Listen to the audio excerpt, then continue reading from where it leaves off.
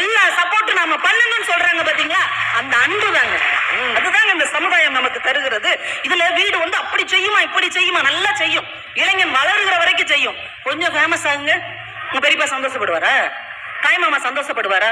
நான் பார்க்க வளர்ந்த பையன் இன்னைக்கு இவன் பெரிய யூடியூபரா, இவதான் பெரிய பேச்சாளரா.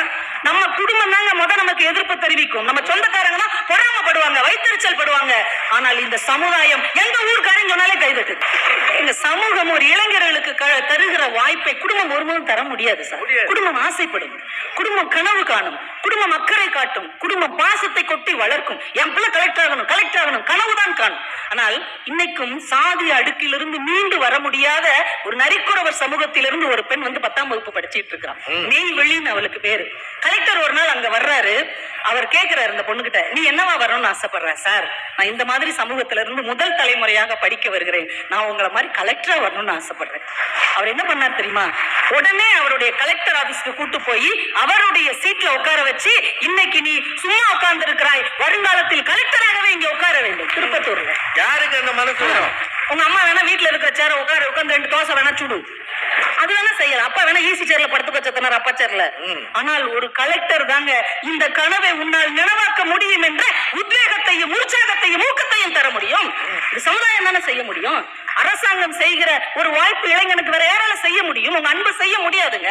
ஒரு பழைய கதை. பெருந்தலைவர் காமராஜர் உட்கார்ந்து இருக்கிறார்.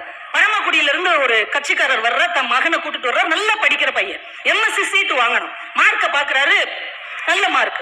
சம்பந்தப்பட்டவங்களுக்கு போன் பண்ணி இந்த மாதிரி எம்எஸ்சி சேர்க்கணும். இல்லங்க, மொத்தமே 12 பேர் படிக்கக்கூடிய லேப் வசதி தான் நம்ம கிட்ட இருக்குது, இவர் அடுத்த இடத்தில் இருக்கிறார், வாய்ப்பு இல்லை. டக்குன்னு காமராஜர் கேட்கிறார், ஓ வாய்ப்பு இல்லையா? உங்க வீட்டுல 5 பேருக்கு சமைக்கிற பானை தான் இருக்கு, உங்க சொந்தக்காரங்க 10 பேர் வந்துடுறாங்க, 5 பேரை வீட்டுக்கு போய் சொல்லிருவியா? அப்படிலாம் இல்லைங்க, முதல் 5 பேருக்கு சமைச்சிட்டு மறுபடியும் 5 பேருக்கு அதே பானையை கழுவி சமைப்போம், செய்வேல? அதே மாதிரி காலையில 12 பேர் லேப்ல படிக்கட்டும், 12 பேர் கிளாஸ்ல இருக்கட்டும், மத்தியானம் இவங்க அப்படியே மாத்தி விடு, இன்னும் 12 சீட்டு கொடு என்று ஒரு பிள்ளைக்கு அரசாங்கம் செய்கிற உதவியை ஷிஃப்ட் முறையை அறிமுகப்படுத்தினார். ஷிஃப்ட் முறையை அறிமுகப்படுத்தி ஷிஃப்ட் முறை 12 பேர் படிக்கிற இடத்தில் 24 பேரை கொண்டு வருவதற்கு அரசாங்கத்தால் முடியும், காமராஜர் மாதிரி தலைவர்களால் முடியும். வீட்டுல ஒருபோதும் கிடைக்காத ஒரு மாபெரும் ஒரு மனிதனுக்கு கிடைக்கக்கூடிய அனுபவம் என்ன தெரியுமா? நட்பு சார், ஃப்ரெண்ட்ஷிப். இந்த ஃப்ரெண்ட்ஷிப் எங்க கிடைக்கும் நினைக்கிறீங்க நீங்க?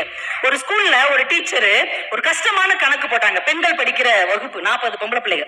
அவங்க ஒரு கிஃப்ட் பார்க்க வச்சிருந்தாங்க. இதுல ஒரு விலை உயர்ந்த ஷூ இருக்குது. 40 பேர் இருக்கிறீங்க, ஒரு கஷ்டமான கணக்கு போடுவேன், அதை யாரு சரியா முடிக்கிறீங்களோ அவங்களுக்கு இந்த பரிசு அப்படின்னு சொல்லிட்டு அந்த கணக்கு போட்டாங்க. 10 நிமிஷத்துல 40 பேர் சரியான ஆன்சர் எழுதிட்டாங்க.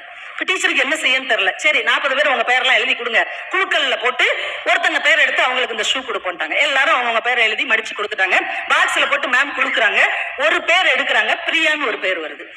எல்லாருக்கும் சந்தோஷம், பிரியா அப்படின்னு. ஏன்னா அந்த பிள்ளை ரொம்ப கஷ்டப்படுற பிள்ளை. அந்த வகுப்புலயே 3 மாசமா கிழிஞ்ச ஷூவை போட்டுட்டு அவ வந்துட்டு இருக்கிறான். அப்ப இந்த புது ஷூ அவளுக்கு கிடைச்சிருந்தோடனே எல்லாரும் கை தட்டினாங்க, அவளுக்கு கொடுத்துட்டாங்க.